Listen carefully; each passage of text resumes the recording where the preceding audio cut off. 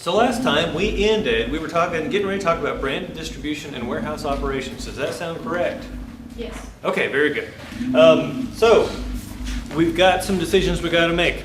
You got to make your shipping decisions. Every pair produced must be shipped. You don't have any finished goods at the factory. So when you produce something, you have to immediately ship it. That means you've got to know where it's going. Note there is information on warehouse operations section showing how many pairs and models are in beginning inventory, and further down, the projected buyer demand, the minimum inventory required to achieve the desired delivery time, and the projected inventory surplus or shortfall at the end of the current year. Let's talk about surplus and shortfall. What does surplus mean? Too much. Yeah, you got too much, right? And shortfall is not enough. Now, is too much inventory a bad thing? Can It can be, and it is. It is too much. So the question becomes, how much is too much, right? Bless you. You know, the only thing I hate more than a surplus of inventory is a shortfall. Why do I hate a shortfall of inventory? Yeah, it's lost revenue. And so if you see your projected inventory is going to be negative, what does that mean?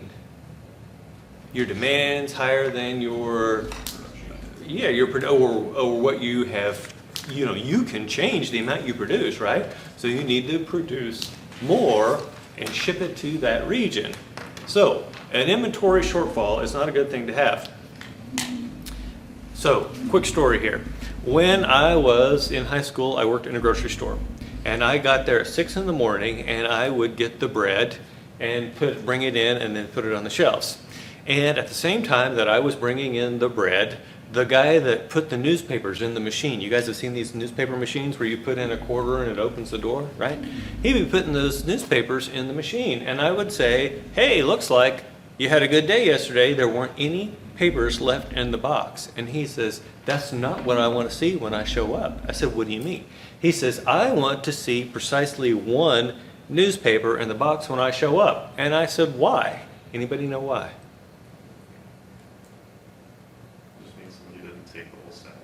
Well, yeah. People are scumbags, right? And I've seen that. Okay, what it means is he sold it's a signal, right? He sold every paper he possibly could, but he didn't miss any sales, except for one. He's using that one newspaper as his indicator. He's willing to pay for that one indicator to know that and so he would adjust the number of papers he put in the box accordingly. If he had 3 left, what would he put in next time? -2, right? Does that make sense? Okay, so inventory shortfalls, not good. Inventory clearance, discounted price on clearance sales. By the way, your inventory, you've got a cost to store this crap, plus what happens to your SQ rating? If it carries over to the next year, it goes down by how much? 0.3, right? So you really don't want that stuff carrying over.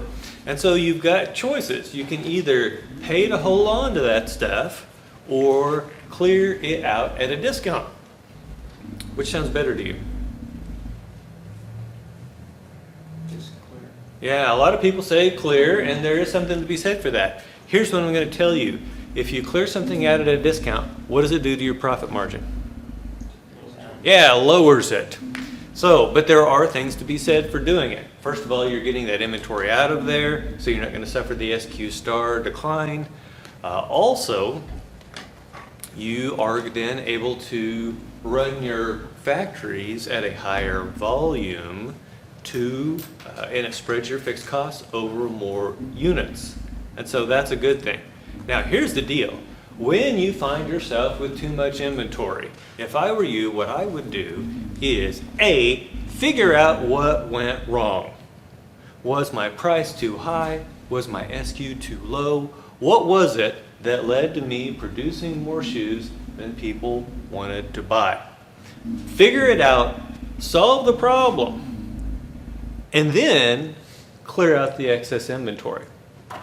What's going to happen if you don't solve the problem?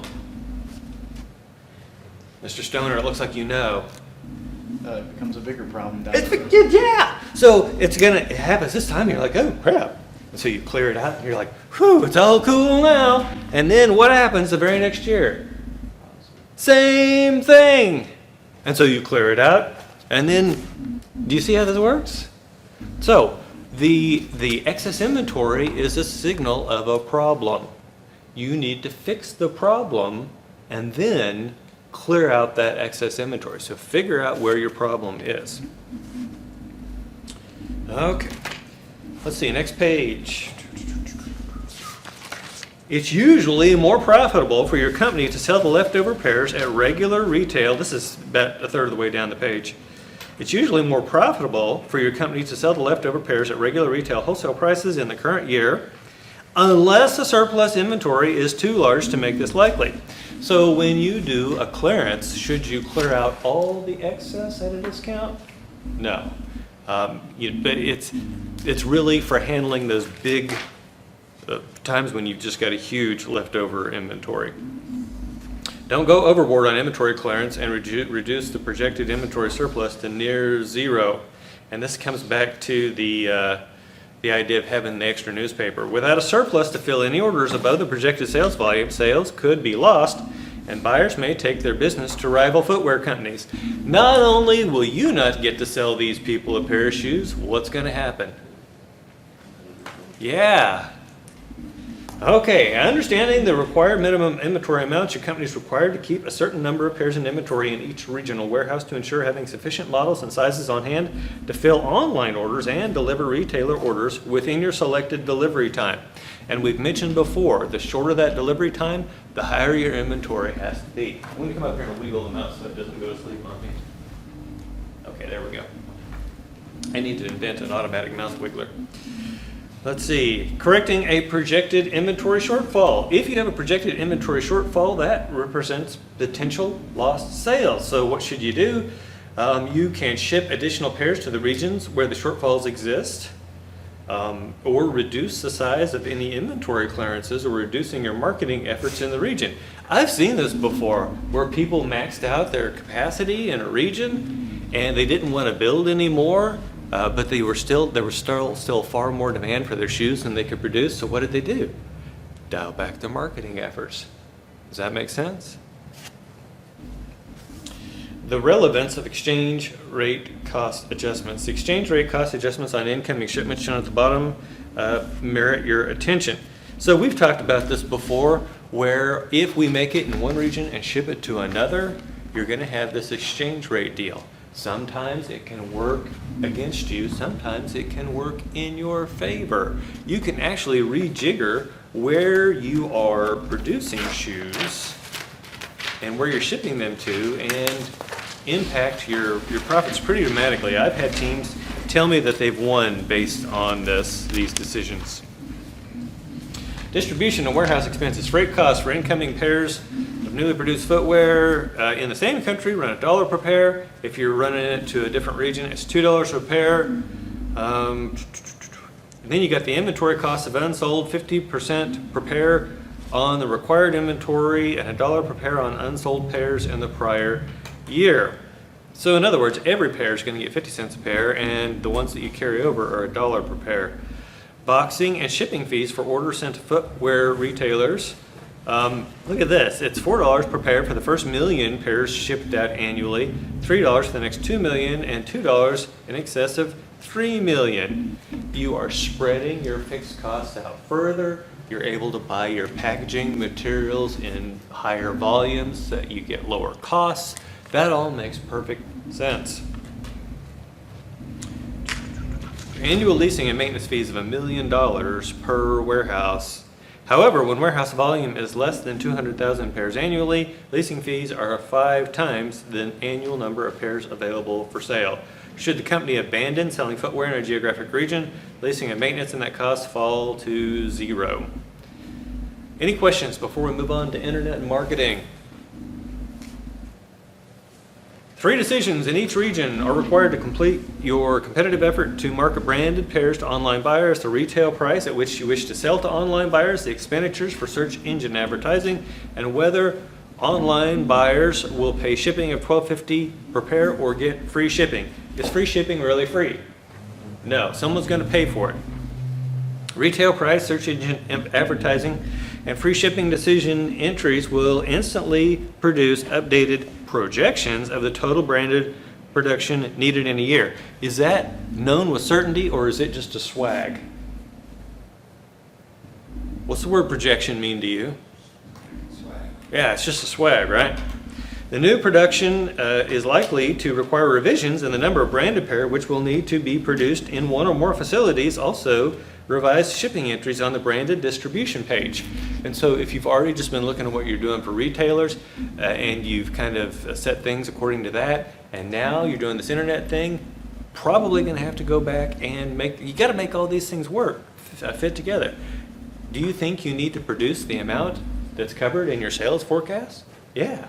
Do you think you need to produce the amount that you want to ship to each location? Yeah, these things all have to match up. So it's telling you it's probably going to be necessary to cycle back and forth between the page for internet marketing and the pages for branded footwear production and branded distribution. The maximum allowed price for shoes sold online is $200 per pair. Now, some people complain that that's wildly inaccurate. Folks, just let it go, right? It's important to avoid setting such a low internet price that you put your company in direct competition with retailers who stock your company's brand. Folks, I cannot emphasize how important it is for you to understand this. Think about this. You are a shoe store, and you're selling these shoes for $100 a pair. And then the producer comes online and starts selling them to people out here for $80 a pair. Is that going to make you happy as a retailer? No, it's going to make you really mad. We call that channel conflict. Your retail channel is being conflicted with your online. Footwear retailers view your website price as a direct challenge to a direct competitive threat to their business when it is less than 40% above the wholesale price you charge them. Let's say you're charging them, and the example here is $50. You darn well better be selling for at least $70. Now, why is that go up to 70? Because 40% of 50 is 20. 50 plus 20 is 70. Now, here's what's really funny. I had some people come into my office, and we were talking about this, and I said, well, you've got channel conflict. And they said, no, we don't. We're charging an extra $20 over the wholesale price. And I said, it's not $20, it's 40%. You're selling wholesale 100. And if you're only at 120, then you're only 20%. You're not 40% above the wholesale price. Does that make sense? So if you are charging your retail customers $100 a pair, what does your minimum online price need to be? $140, right? Does that make sense? Okay. In fact, that's the first thing I look for when you guys come to me and you're like, wow, we really suck. What are we doing wrong? I start looking for cross-channel conflict because that's usually one of the most common ones. Indeed, the more your internet price falls under the 40% benchmark, the bigger the percentage of footwear retailers who will elect not to even stock your company's brand next year at all. Did you guys catch that? If you start posting really low internet prices, shoe stores will stop carrying your stuff. And when they stop carrying your stuff, you are in a world of hurt. Free shipping is very appealing to online buyers. It will also have a big cost impact, probably requiring an upward adjustment in the internet price to cover some or all of the $12.50 per pair shipping fee. The calculations page for the internet revenues, cost, operating profits, and operating profit margins allow you to weigh the pros and cons of free shipping. You can turn it on and off and see what happens. Shipping to online buyers are always made from the distribution warehouse serving the buyer's geographic region. So whatever shoes are being sold in a region, regardless of whether it's through retailers or through online, that is going to go through those regional warehouses. Exchange rate adjustments. If the sizes of exchange rate adjustments are large, you may be able to increase overall company profitability by trimming marketing and competitive efforts in regions where the revenue adjustments are highly unfavorable and significantly increasing marketing and competitive efforts in regions where the revenue adjustments are highly favorable. We mentioned this a bit ago when talking about capacity. If I've got a situation where the exchange rate is eating my lunch in a region, would I want to sell a bunch of shoes there?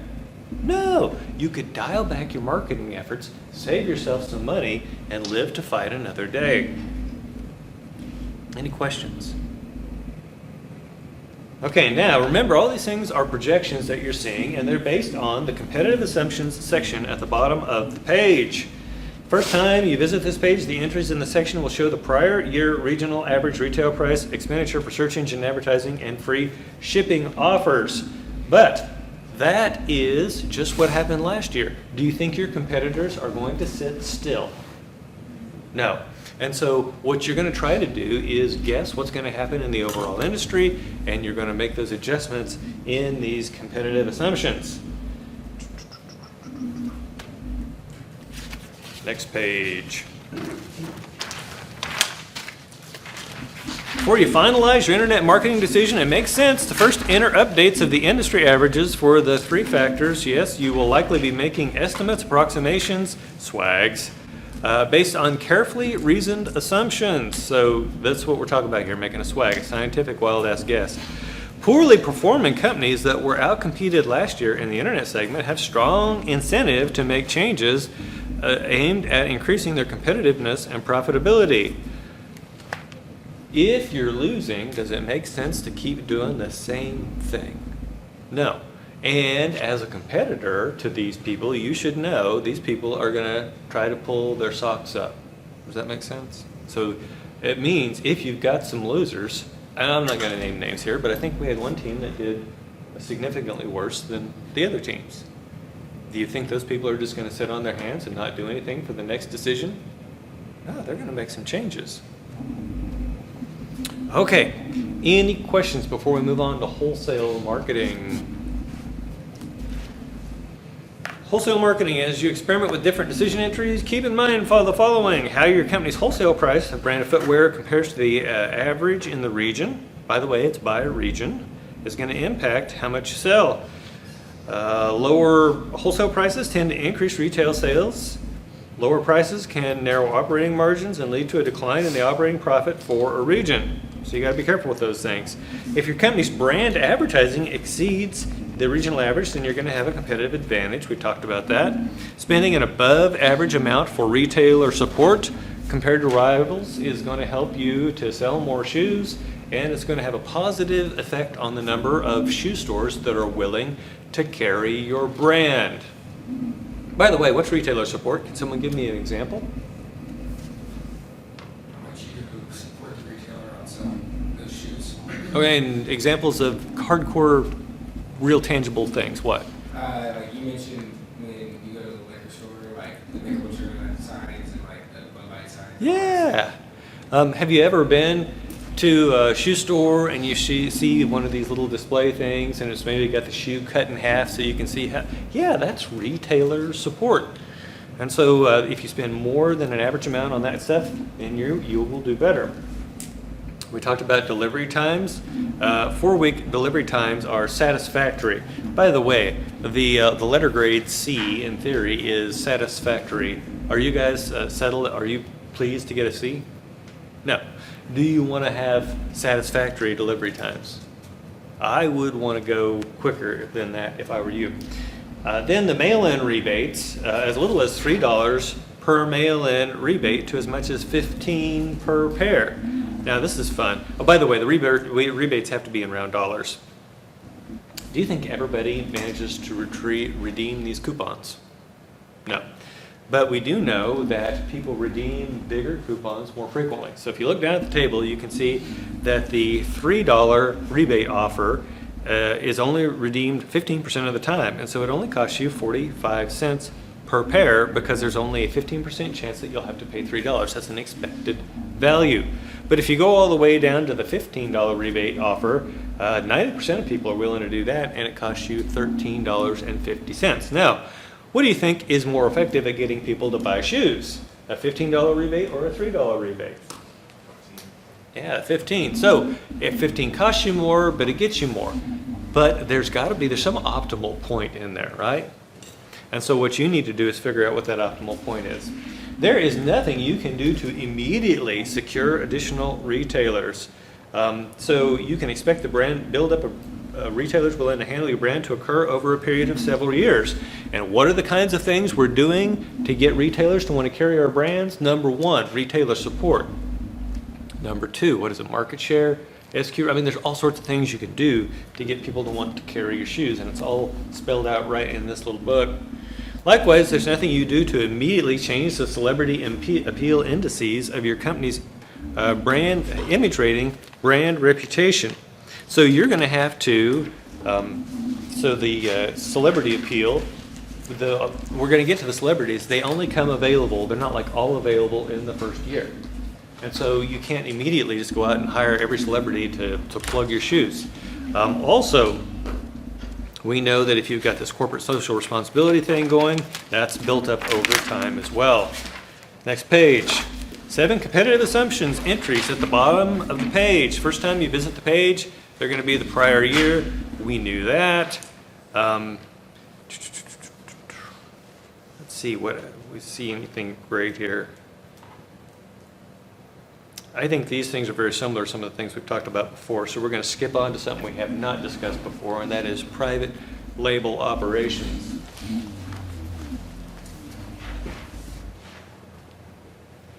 Chain retailers in each region accept offers for their annual private label requirements at the beginning of each year.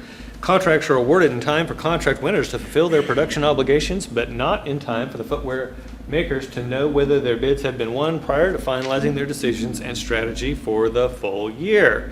All chain retailers worldwide have the same production specifications for private label footwear. Number one, an SQ rating that is 1 star below the prior year's worldwide average SQ rating for branded footwear, subject to a maximum SQ requirement of 5 stars. And so if it was 7 last year, they're going to need 6. If it was 3, so if it's 7 last year, it's going to be 5 because it's a maximum SQ requirement. But if it was 4 last year, then it would only be 3 is what they're requiring. That's how to interpret that. Okay, now production run setup costs for private label footwear are 25% of those for branded footwear. By the way, I'm not going to be, it says changed by your instructor, I'm not going to be doing that. But, so what this means is you've got to have an SQ rating that is no more than 1 star below the prior year, and you need to have at least 100 models. I've had people say, wait a minute, I should have won this business in the private label because my price was lower. And then I pointed out to him, yes, but your SQ rating is only a 3. And that was in the industry average last year was 5. So you needed to have 4 SQ rating in order to be able to play in this market at all. Does that make sense? Okay. Next page. Footwear companies interested in obtaining a private label contract submit an offer consisting of a price per pair and the number of pairs, minimum offer of 100,000 pairs that they are willing to supply at that price. The offer price must cover all production and shipping related costs and any tariffs that might apply on pairs coming from a foreign facility and any exchange rates plus an allowance for profit. Some people say, well, wait a minute, I'm just going to operate my private label business at no profit just to spread my fixed costs over more pairs. But remember that those profit numbers that we're getting are purely projections. Are you guaranteed to get that? No. You may actually go negative on your private label business if you're shooting for 0. So shoot to make some profit on that. You may decide to accept a low profit, but no profit is unacceptable. Each footwear submits only 1 offer per region. Chain retailers arrange the offers from lowest to highest price and award contracts starting with the lowest price offer in each region and ascending to the next lowest until either the total private label demand in the region is satisfied or all qualified offers have been accepted, whichever occurs first. In the case of identical offer prices, a tie, chain store buyers will choose the supplier with the highest global image rating / brand reputation in the previous year. Now, what does this tell us? It tells us that there may be value in not being the lowest price. Because here's what they're doing.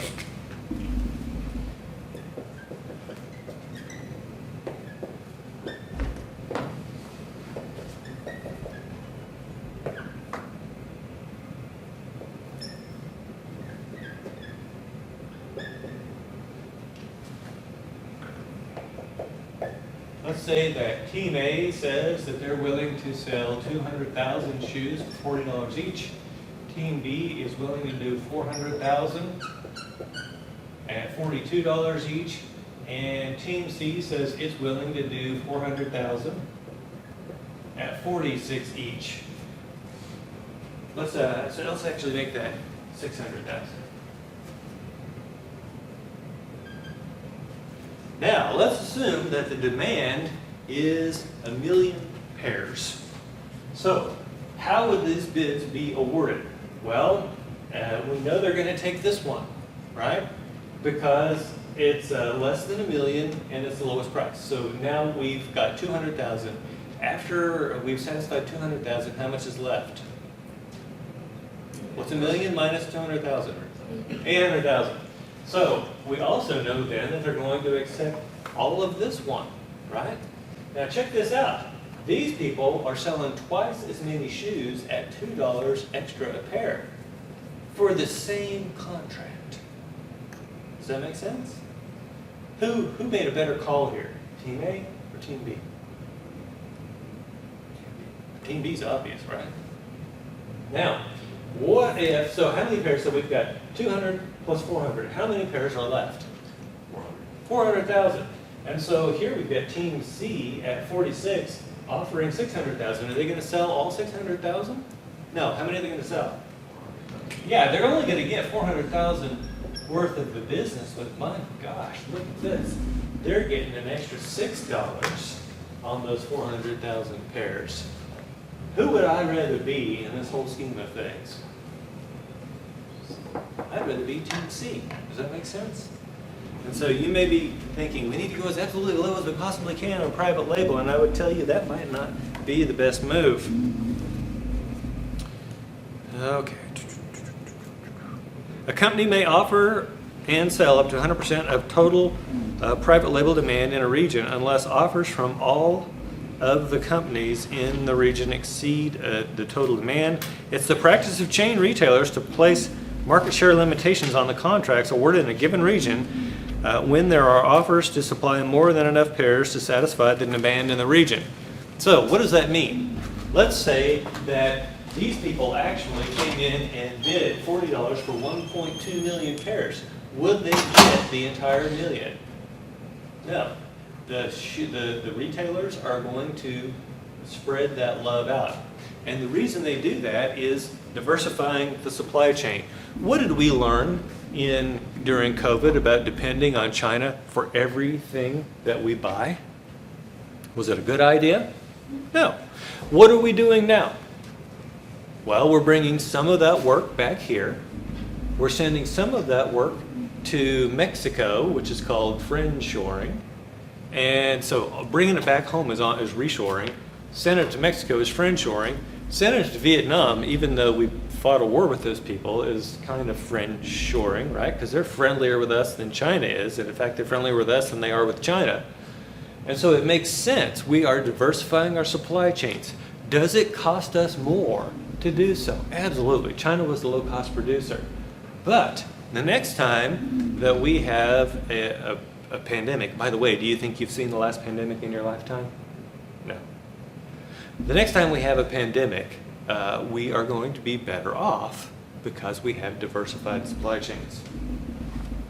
Prior management believed it was good business sense to seek out contracts and make private label footwear and thereby utilize production capacity not needed to make branded footwear. That's a big old hint there, right? If the prior management thought that was a good idea, maybe you should consider it too. I have seen people that don't do private label at all.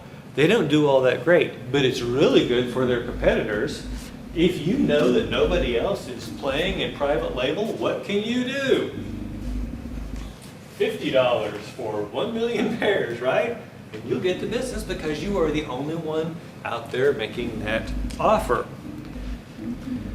If you want to compete for private label contracts, following decisions must be entered for each of the facilities. The percentage of superior materials to be used in making private label shoes. There's merit in keeping this percentage as low as possible, subject to achieving the required SQ rating. Folks, remember there's more than one way to get your SQ up. Superior materials is not the only way. And so play around with your SKU rating to get your cost per SKU star down as low as possible. Expenditure for enhanced styling and features. Again, there's merit to minimizing this expense, but enough's got to be spent to achieve the required SKU rating. The proposed shipments from a production facility to the distribution centers in whatever regions you specify. However, actual production and shipment of private label footwear to a region only occurs if the offers are accepted and contracts are awarded in the region where the offers are made. You won't get stuck with inventory. You're not going to make these things unless you get the business. And so there is no risk of you ending up with inventory you have to clear out if you win private label business. If you don't win, you don't make the shoes, so you don't get stuck with it. Once regular time production capability is reached, all additional production involves overtime rate of 1.5 times regular base pay. Overtime production will occur only when the company wins contracts for enough pairs to require the use of overtime production to produce the contracted number. So price your private label shoes such that they will be profitable on overtime. Let me say that again. Price your private label shoes so they will be profitable using overtime. And so what I would do is basically try to get my branded footwear sales to be able to do those on regular time. And then if you get these private label shoes, which you have priced to be able to get a profit even on overtime, then you're working overtime and you're still making good money. But what if you don't get all that business? Well, then you're not hurting because you're not falling below your straight time level of production. Once the entries are made and prices are entered, you are provided the projected incremental revenue cost profit projections associated, and by the way, they're once again projections, associated with the contract award for all the private label offers offered to chain retailers in each region. This is always a best case, it's a best case scenario. The contribution margin over direct cost. By the way, what's contribution margin? You guys are getting ready to graduate with a degree in finance. And you can't tell me what a damn contribution margin is. Ms. Griffin, what's a I was really hoping you wouldn't look. Oh, I'm going to start here and we're just going to go left to right. You don't know. Okay. I'm blanking. Stash? No. Mr. North? Nope. Nope. Cochran? Sutherland? McRander? Sure. Paid the fifth. So savings set aside to reinvest down the road? No, but I thank you for saying something other than, I don't know. Not sure. Holy crap. Okay, I want you all to write this down. Are you ready? The human race is doomed. I want you to put the date by that, and I want you to remember that when you're sitting in the dark and your toilet won't flush.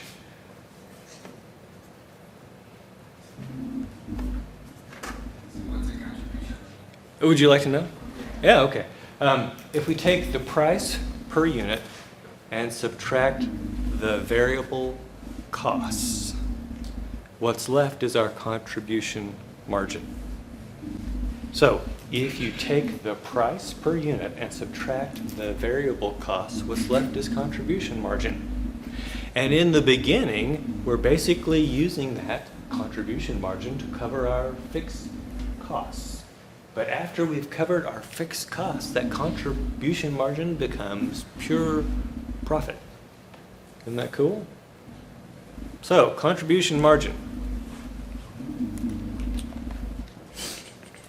Contribution margin over direct costs on private label sales is not included in the projections of the overall company performance on the left side of the page unless you indicate at the bottom that you want them to be included.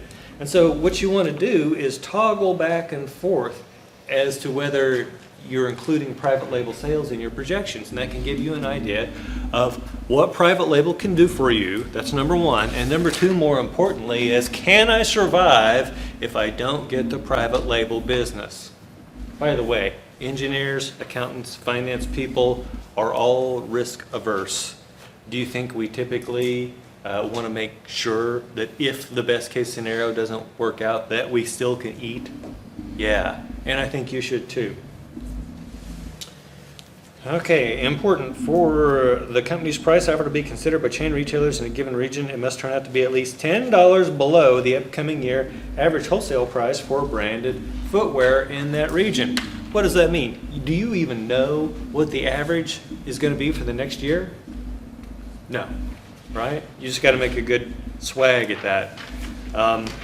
Offer prices that are not $10 below the upcoming year average wholesale price are automatically deemed unacceptable by chain retailers and become ineligible for contract awards. Any questions about private label? Mr. Stith, should you engage in the private label market? Yes. Yes. Ms. Griffin, what's a benefit of engaging in the private label market? Huh? What do you mean? What's a benefit? Why would you do it? Oh, well, it can be 25% of your brand work. Why not? It can be what? It's 25% of the brand footwear. Okay, so I think I think I'm missing the I point. think you are. Okay. How about spreading your fixed costs over more units of production? Yeah, I wrote that down. How about utilizing your plant facility, right? Using your capacity. Those are the kinds of things we're talking about. Now we're on to celebrity endorsements. So celebrity endorsements, you guys know what celebrities are. To get them to endorse your product, you have to pay them money. Did you think Tiger Woods was endorsing Nike because he really liked Nike? No, they were giving him money. And we know he didn't really like Buick. Come on, he's not 80, right? Okay, so back to the story. Required minimum contract of $500,000 per year. The contract for some celebrities is 2 and for others is 3 years. And so if you get one of these and you got a 3 years, guess what? You're stuck with $500,000 minimum for 3 years. The celebrity appeal varies from region to region. We've talked about that. You know, well, people that are into soccer would think Lionel Messi was pretty cool, but is that a big deal in the United States? Probably not. The higher the sum of the consumer appeal indices of the celebrity endorsers a company signs, the greater the positive impact on the company's branded sales volume and market share. A company may sign a maximum of 3 celebrities to contracts in any given year, and there is no limit on the total number of celebrities that can be signed over several years. However, folks, this is important. The incremental sales impact associated with additional signing of additional celebrities diminishes rapidly once the sum of their appeal indices in a region reaches 200, and the incremental benefits, bless you, become 0 when a company's combined celebrity appeal index in a region rises above 300. So you are at 298 on celebrity appeal index. You've got 2 to 3 more years left on everybody's contract. Do you bid for more celebrities? No, there's no benefit to it. It's just nuts. Don't do that. The potential for ties signals the wisdom of odd number contract offers. What does that mean?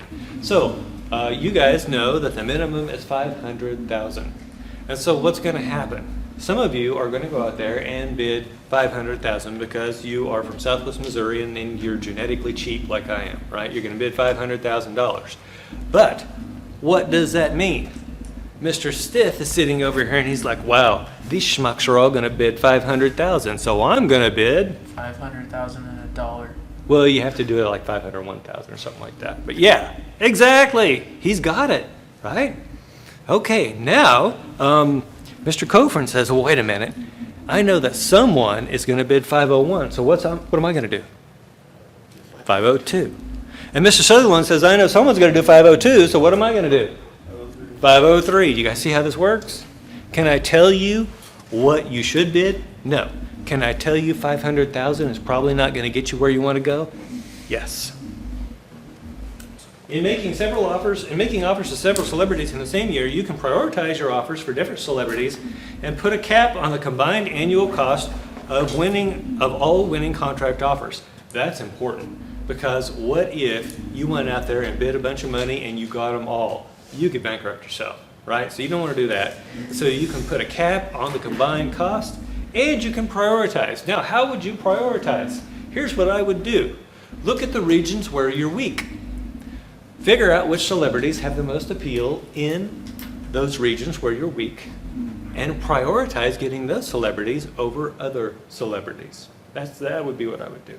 Question? Does it matter like who the celebrity is? Not regarding a region, about what they do, I guess. So like if you have Michael Jordan versus some random tacos person. Well, so Michael Jordan, so some random basketball player? Well, say like maybe it's like an anchor man or whatever, compared to like Michael Jordan. Like, does it matter who they are, or is it? Well, just... you're going to see, they'll give you the names of these people, and they'll tell you something about them. Okay. And you'll see that, yes, some celebrities are more valuable than others. Yeah. So compare Beyonce. You guys know who Beyonce is? Compare Beyonce to Britney Spears. Do you think one of those has a better brand at this point in time? Yeah. Would you? I wouldn't even pay Britney to sponsor my shoes. I wouldn't want pictures of her, with her head shaved, stumbling around. Yeah. Poor thing. God bless her. Okay, back to the story. Did I answer your question? Yeah. Okay. The maximum contract offer is $30 million per year. Yeah, exactly. Do you think $30 million is the right answer? No. Think about diminishing marginal returns. Okay, moving on to corporate social responsibility. This decision entry page concerns several. Oh, crap, I lost my projector. It concerns several CSRC, corporate social responsibility and citizenship. By the way, have you ever noticed that when people come up with these fancy names for crap, they almost always then immediately shorten them? What's ESG mean? Yeah, exactly.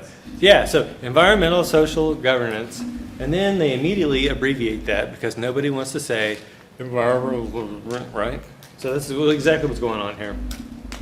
The use of recycled boxes, packaging, energy efficiency initiatives, charitable contributions, ethics training and enforcement, improved working conditions for facility personnel, and an institutional supplier code of conduct and compliance monitoring of suppliers. Now, let's talk about some of these might actually bring you value other than the kind of feel-good image stuff, right?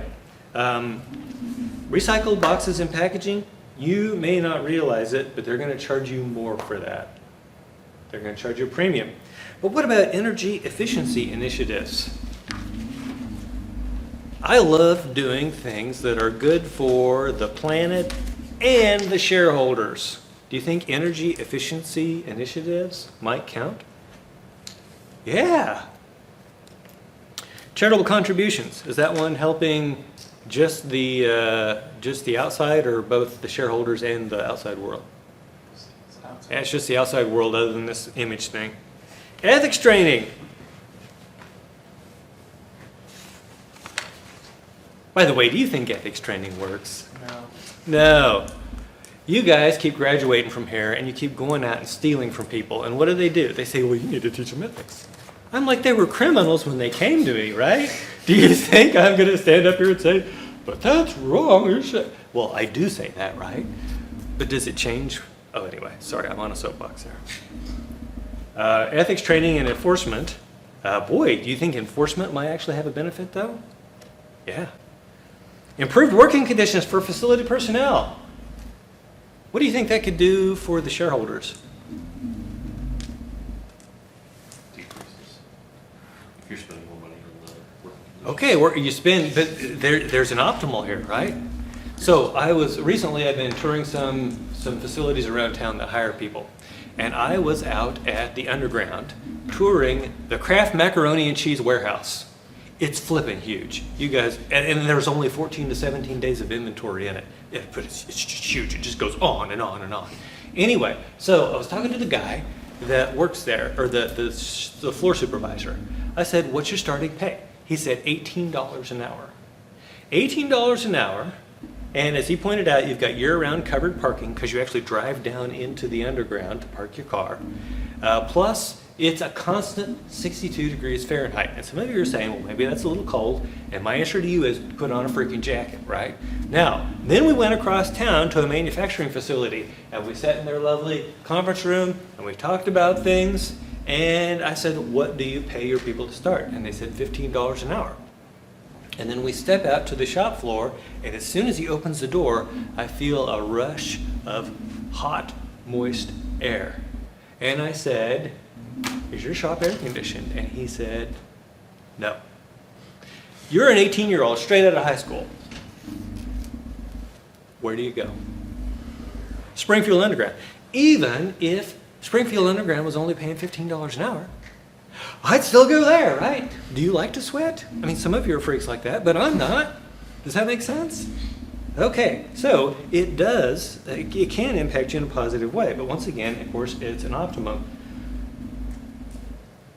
And institution of a supplier code of conduct and compliance monitoring of suppliers. That last part, probably not going to be a big thing for the shareholders. Might just be for brand recognition and whatnot. Spending meaningful amounts on corporate social responsibility and citizenship initiatives over a sustained period can enhance your company's image rating by as much as 20%.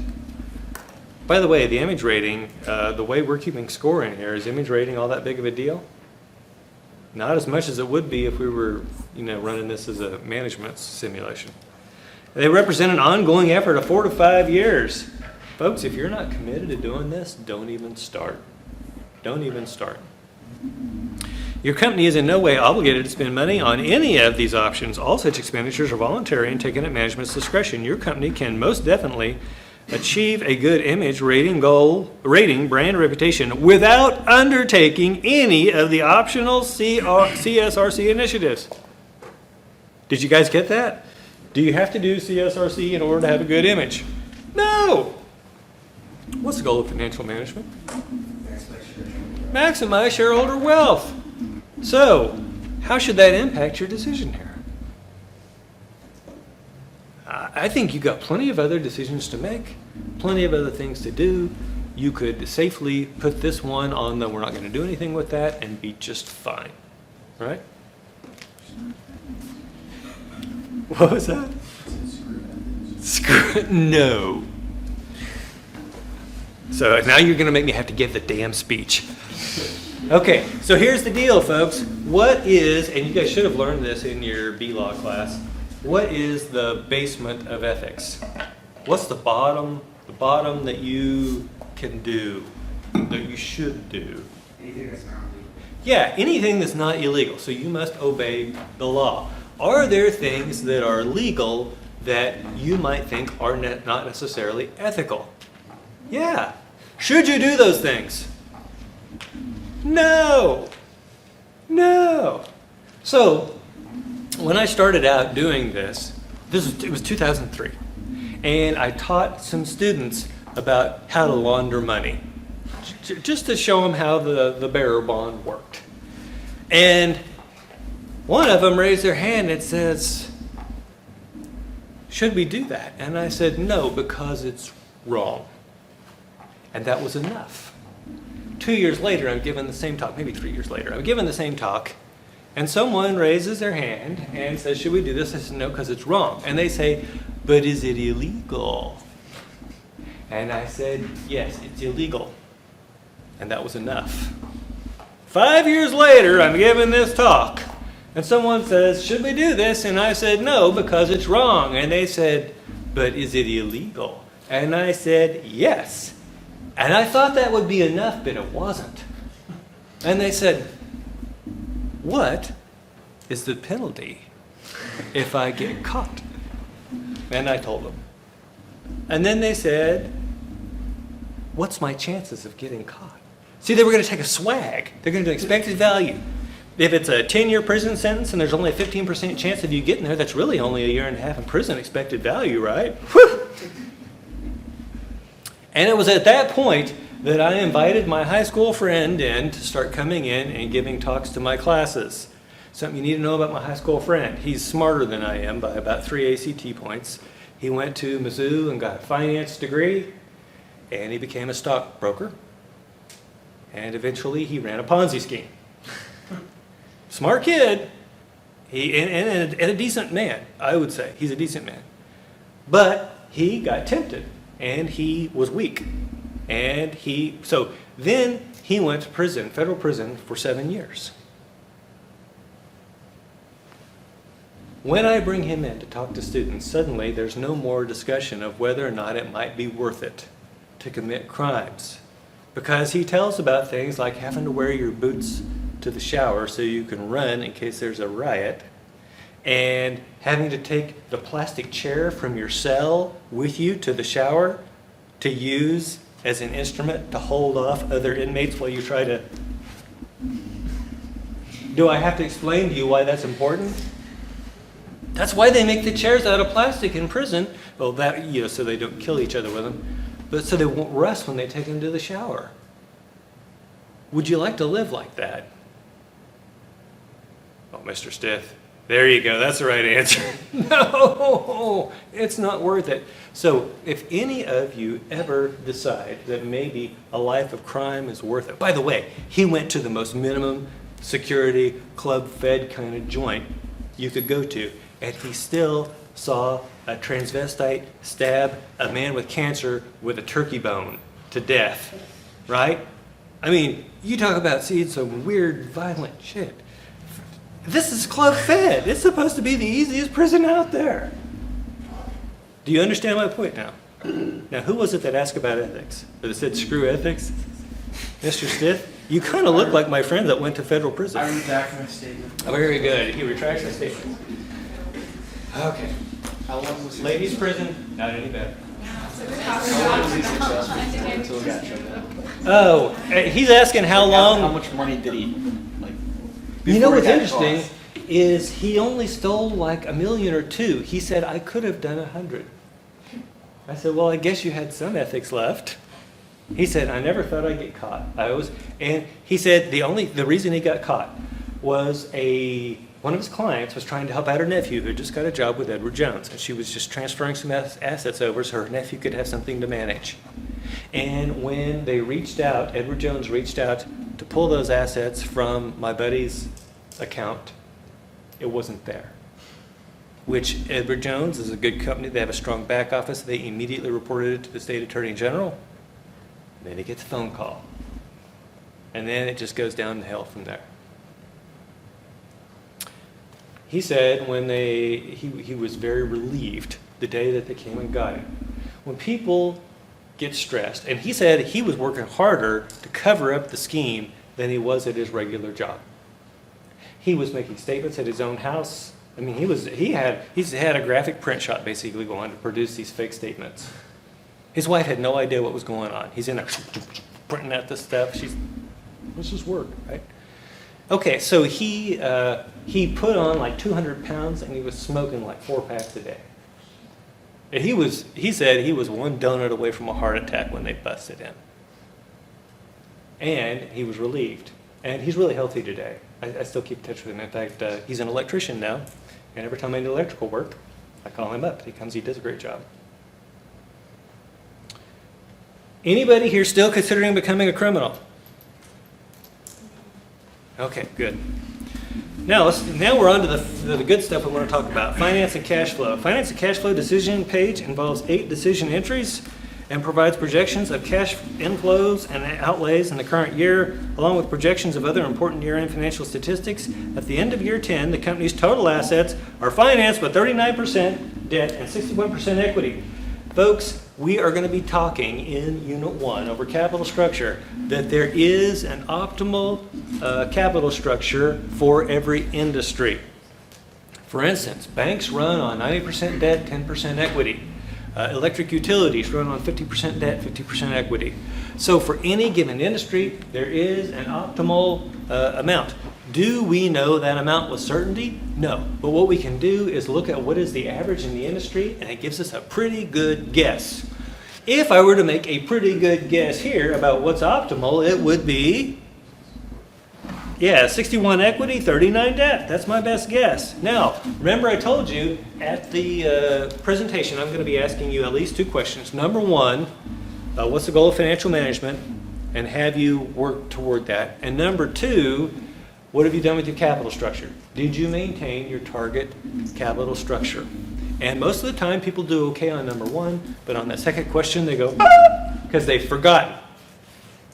And you're going to see, if you have a profitable company over time, it becomes more and more equity, less and less debt, unless you keep going out there and rebalancing your capital structure.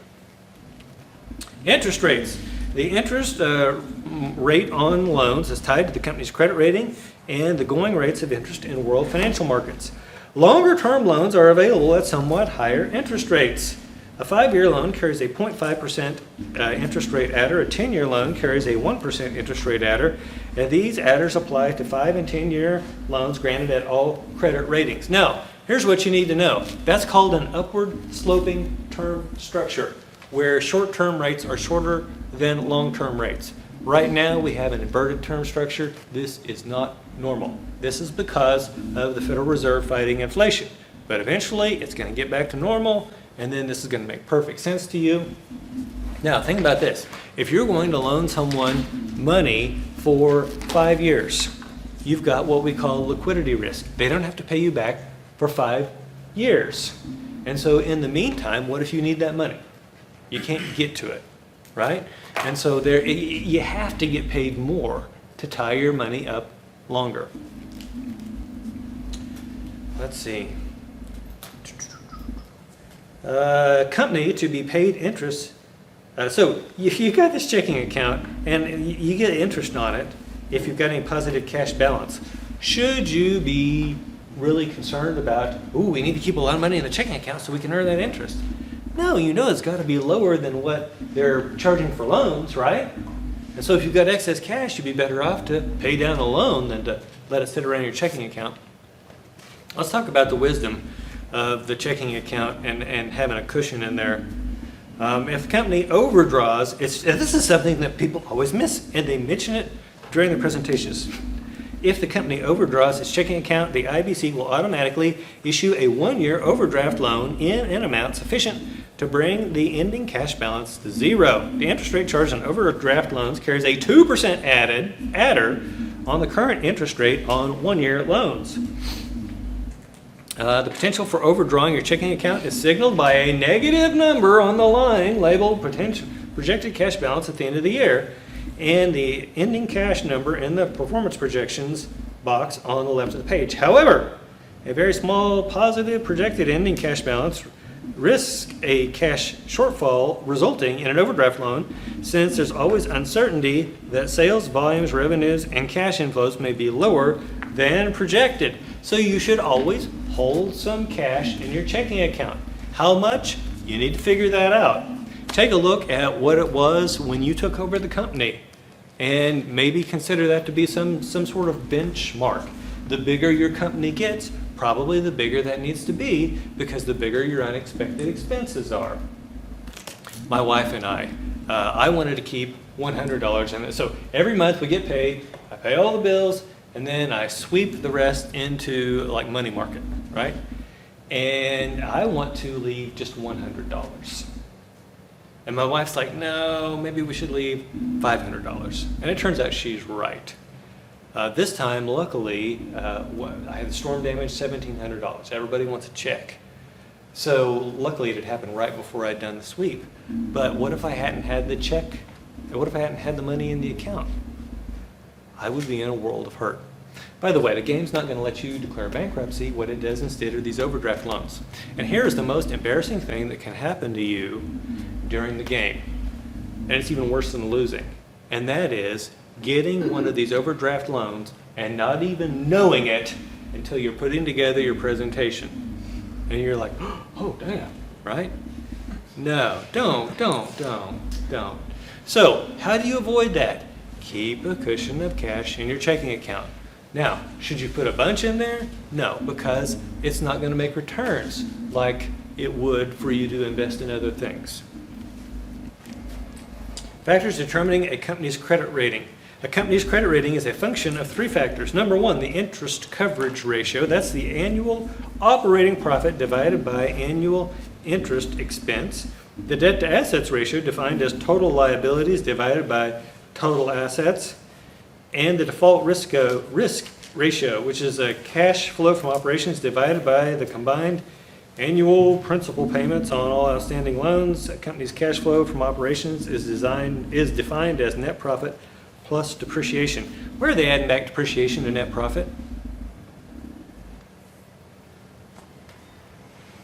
What kind of expense is depreciation?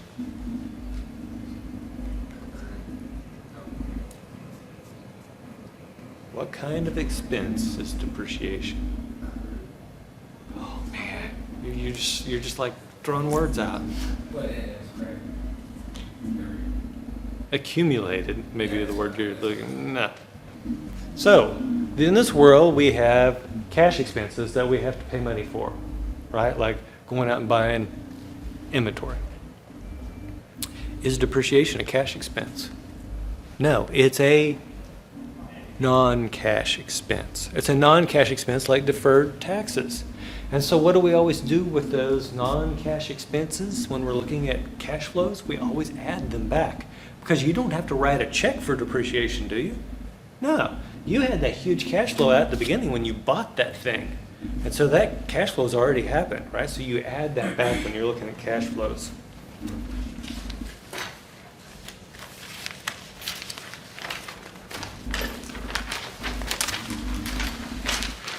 Okay, now we are on to, let's see, complete information about your company's credit status and financial strength is included in the reports that accompany each year's results. Now we're on to the financial decision entries. This should always be the last page in the decision-making process. People are always shocked to hear me say that the finance people should not be driving the ship at companies. And the reason is that what we do is basically we take the inputs from what's needed for the real investment and the real production, and we make the financial decisions to support that.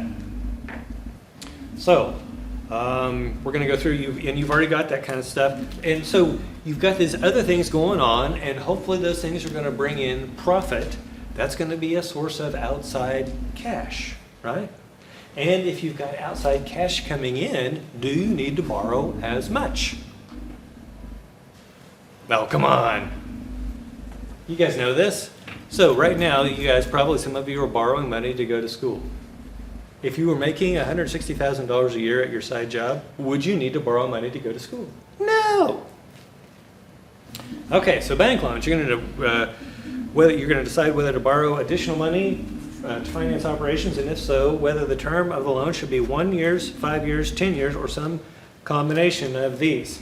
Now, I want you to think about this. Remember, we said you're going to try to maintain a target capital structure. And we said that if you are profitable over time, loans mature, the accumulated retained earnings goes up. Both of these things will push that total debt percentage of your assets down. How do you fix that problem? Borrow more money. Do you leave the cash just laying around? No. Who does the cash belong to, by the way? Oh, give me a break. What's the goal of financial management? Maximize the shareholder value. Who does the cash belong to? Shareholder. The shareholders. Well, you guys will make great managers because you've already kind of blocked the shareholders out of your thinking, right? I remember the first time I'm working at a nuclear power plant, and one of my engineer colleagues mentions about the shareholders. And I'm like, screw the shareholders, why do we care about them? Right? Because I didn't have any business education at that point. Okay, so by the way, do you think a lot of managers think that way anyway? When they buy the Gulfstream 7 instead of flying commercial, right? Okay, now let's talk about 1 year, 5 years, 10 years. After 1 year, what are you going to have to do with that loan? You're going to have to pay it off or refinance it. What if you think you've got really good interest rate? What could you do? You could lock it in for 10 years, right? And then you wouldn't have to worry about it. In fact, if you borrow money for 10 years, are you going to have to refinance it all? No, because we've only got 8 decision periods, right? Then stock issues. You got to decide whether to raise additional equity capital by issuing new shares of common stock. Man. In general, should you be going out there and issuing stock?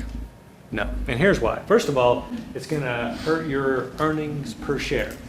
The more shares you have, the lower your earnings per share. It's going to hurt your return on equity because you're going to have more equity, same net income, so ROE is going to be lower. Let's see if. I don't want to tell you about that part, but so long story short,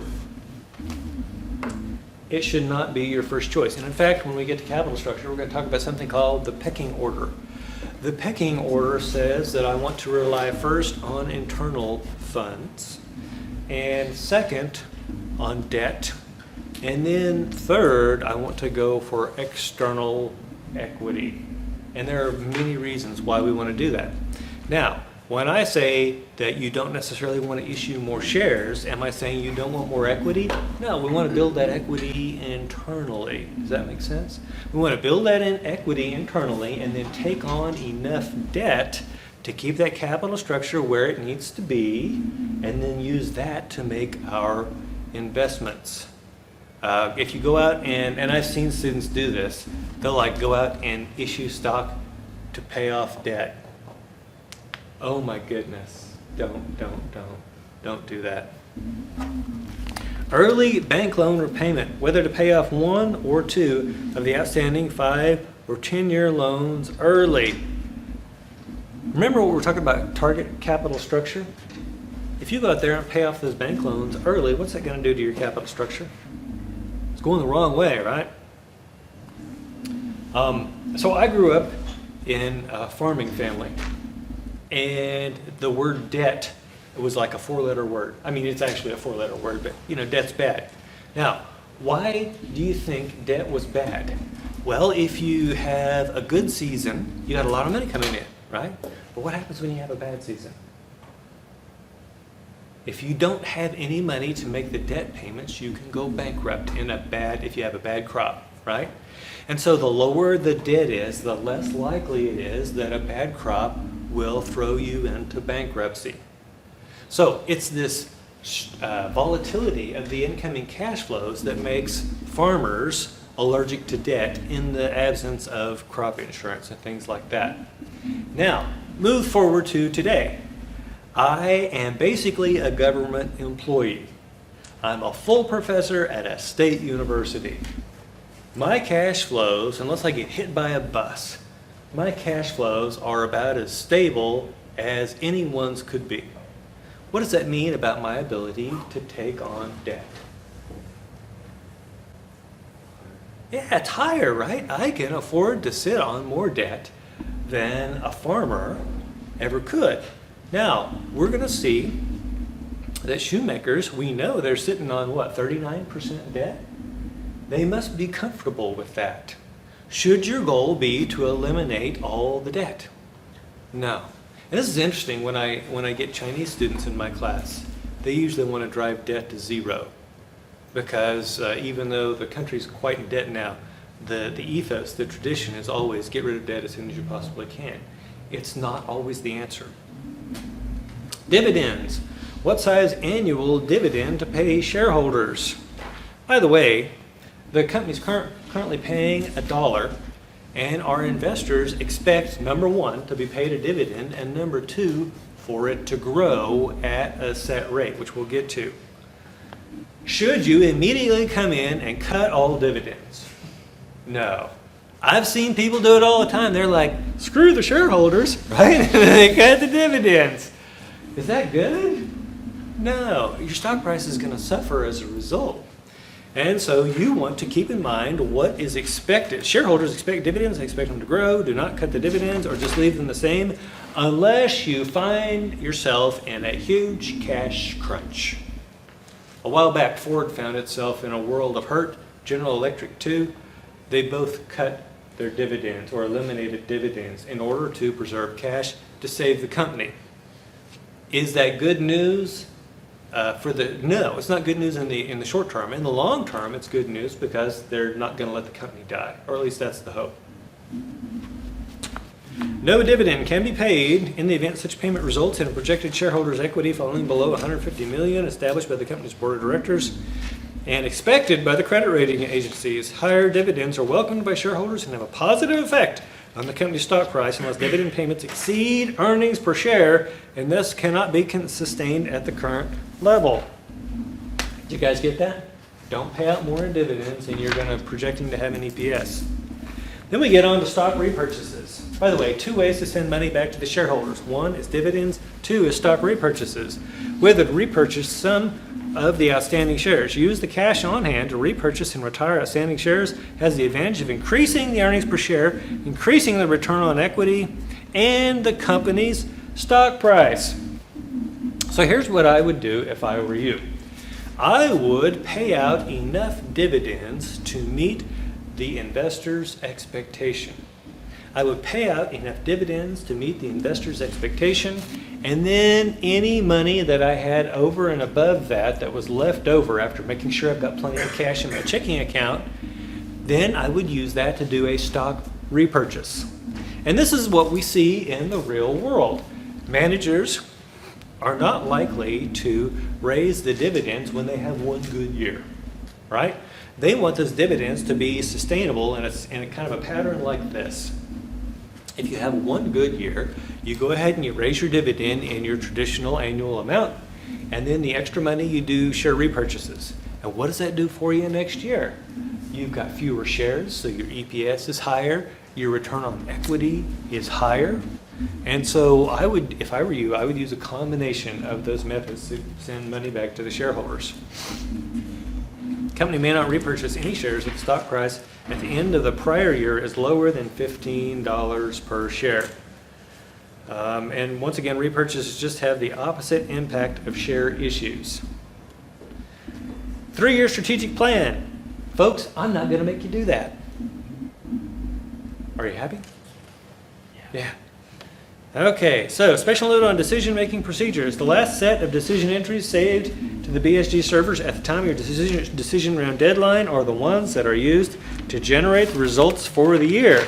So it's important for you to make sure that the numbers are correct before that midnight rolls around. Can I reset it for you if something gets screwed up? No, you are done for. If you have a psycho on your team, we're not quite, oh yeah, we are quite done yet. Okay, so here's what I want you to do. I want you to read the rest of this for yourself. If you have questions, let me know. Next time we will start with chapter 14.